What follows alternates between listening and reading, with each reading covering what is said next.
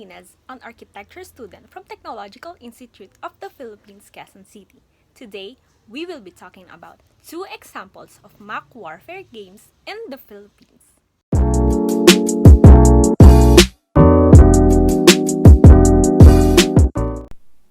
The first one would be Agawan base or stealing bases in English.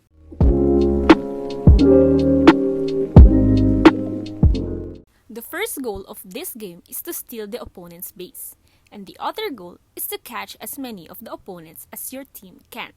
This is a game of speed, agility, teamwork, and strategy.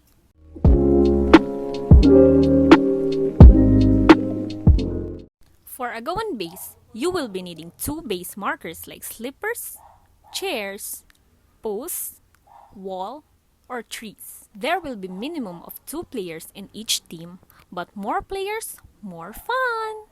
This can be played anywhere wide and where vehicular traffic is minimal.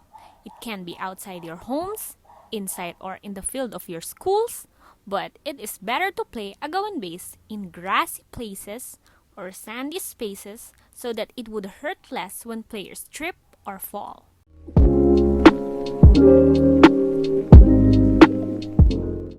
There will be 2 teams with equal number of players, in which they have their own bases.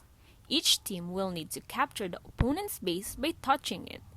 Players should prevent from being tagged because they will become the opponent's prisoner. He or she must stand in the opponent's base until his or her teammates tag him or her to be saved.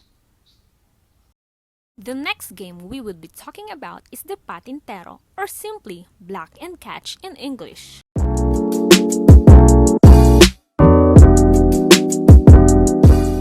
The passers or runners team should get as many of its players across from the starting line through to the end of the rectangle and back without being tagged by the guards or taggers team.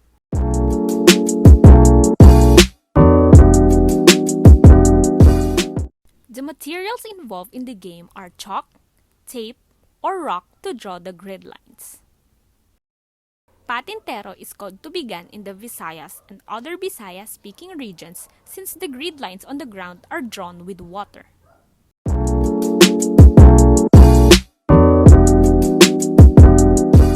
The game starts with the 2 teams doing either a rock, paper, scissors, locally jack and poi, or by a coin toss. Whoever wins becomes the first passers. In Patintero, there are 2 teams, the runners and the taggers. This is what the basic Patintero grid looks like. The middle line is where the patotot resides. The other one is the around the world who is free to roam around in any of the lines. Passers should cross all the lines as quickly as possible.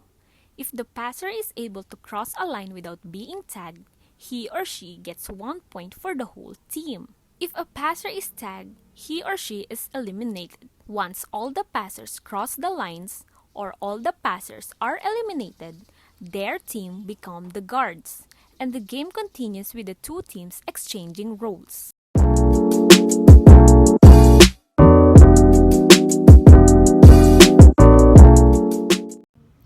During my childhood days, we used to play outside every day, and some of our favorite games are Agawan base and Patintero.